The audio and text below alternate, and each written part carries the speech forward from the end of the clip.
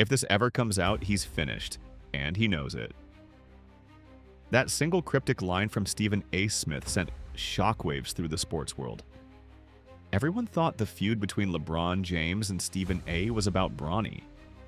The criticism, the protective dad response, the social media frenzy, that was the story people were comfortable with. But the truth runs far deeper. What started as a seemingly harmless basketball debate has spiraled into something far more dangerous, involving powerful names, whispered rumors, and secrets no one was supposed to hear. It all began with Bronny. Stephen A., as always, wasn't afraid to speak his mind. On national television, he compared Bronny James to other rising prospects like DJ Wagner and Justin Edwards, calling him a solid player but not the phenomenon people were hyping. It was typical Stephen A., blunt, analytical, unapologetic. The numbers backed him up. 0.3 points, 0.3 assists, 0.4 rebounds. Nothing outrageous was said. But this wasn't just any kid. This was LeBron James's son. And when you're carrying the James name, even a mild critique lands like a punch to the gut. LeBron reacted instantly. On the Pat McAfee show, he made it clear that when it comes to his family, he draws a line. The message was sharp. Criticize me all you want, but touch my household and it's a different game. Social media exploded. One side argued that Bronny was only 19 and deserved space to grow without being dragged on national television. The other side defended Stephen A., pointing out that if you want the NBA spotlight, you don't get to pick when the criticism stops. The debate raged, but beneath the surface, something else was brewing. LeBron's role as a fiercely protective father has been a core part of his public image for years. Courtside at Bronny's games, shutting down talk that his son's hype comes from his last name, framing Bronny as carving his own path. These moments weren't just personal, they were strategic. Protecting Bronny meant protecting the James brand, the empire LeBron has spent decades building. So when Stephen A. even brushed that narrative, LeBron's response wasn't just about his son's stats. It was about someone poking at the foundation of a carefully crafted image on live TV. But Bronny was only the spark. The real fire lies elsewhere. Stephen A. Smith isn't just a basketball commentator. He's a media insider with deep roots in sports, music, and celebrity culture. He's been at the same high-profile after-parties, galas, and industry dinners as some of the biggest names in entertainment. And among those names, one stands out: Diddy. For years, Diddy's world has been the stuff of whispers and headlines. Lawsuits, raids, and allegations that make celebrities shiver when their names appear in the same sentence. Around 2018, just as Stephen A. and LeBron's dynamic began to shift, LeBron started appearing in Diddy's orbit more frequently. That year, Diddy sent out those luxury PR boxes to select celebrity friends, part flex, part signal. LeBron received one. A few years later, he publicly hyped one of Diddy's songs on Instagram, calling it a stone-cold vibe. These aren't random coincidences. Stephen A. with his industry antenna always up noticed. He spent his career hinting at secrets without fully saying them, making it clear he knows more than he lets on. And when it comes to Diddy, there's always something to hint at. For someone like LeBron, who has spent 2 decades polishing his reputation as a family man, community leader, and global icon, even the faintest association with Diddy's scandals is dangerous.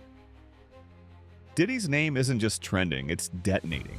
Lawsuits, federal investigations, explosive accusations. Being close to that blast radius can destroy legacies overnight. So when Stephen A. dropped that cryptic line, "If this ever comes out, he's finished and he knows it," people started connecting dots. It wasn't just gossip anymore, it was a threat hovering in the background. Stephen A. knows exactly what he's doing. He understands how heavy his words are. He's been in this game for decades, and unlike Skip Bayless or Charles Barkley, his commentary doesn't stop at the court. When Skip critiques LeBron, it's about missed shots or leadership decisions. When Stephen A. talks, he hints at things LeBron hopes never see daylight. That's what makes this different. It's not about a box score, it's about leverage. The irony is that Stephen A. used to be one of LeBron's biggest media allies. In the early 2000s, he hyped the kid from Akron like the second coming. During the decision in 2010, when the rest of the media called LeBron arrogant, Stephen A. defended him. He praised the business savvy of taking control of his narrative. In 2016, when LeBron led Cleveland to its legendary comeback against the Warriors, Stephen A. called it legacy-defining. Their relationship was built on mutual respect. LeBron was the superstar, Stephen A., the influential voice amplifying his story. Then 2018 came. Subtle critiques started to creep in. Stephen A. questioned LeBron's decisions as GM LeBron, his passive-aggressive behavior, his leadership style. It wasn't a full-blown attack, but the tone was different. The same year, LeBron's proximity to Diddy became more visible. Slowly, the alliance cracked. And cracks in this kind of relationship don't stay small for long. LeBron's obsession with controlling his image is legendary. From the spectacle of the decision to the creation of his I Promise school, every major move is calculated.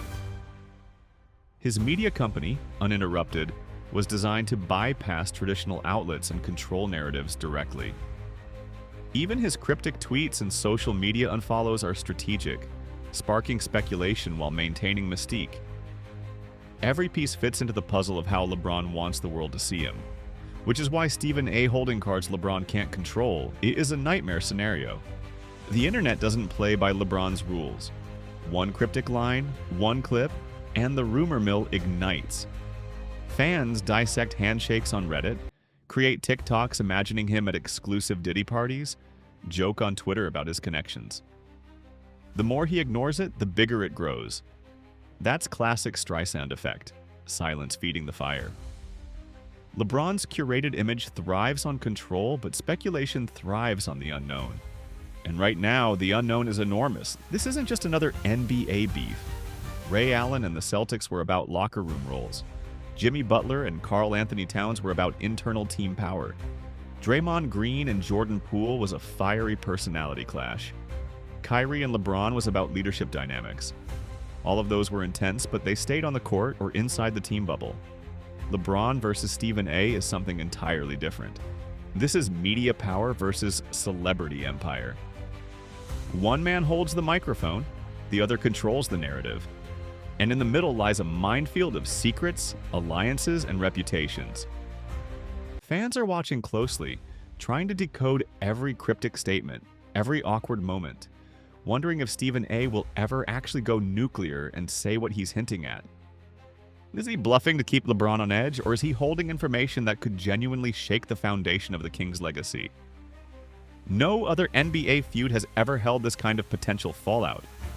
If Stephen A. ever decides to spill what he knows, the consequences wouldn't be confined to ESPN segments or trending hashtags. It could redefine how the public sees LeBron, alter his power dynamic with the media, and shift the balance between the microphone and the empire. The question isn't just whether Stephen A. will talk, it's what happens if he does. Because if that day ever comes, everything LeBron has spent 2 decades building could be on the line.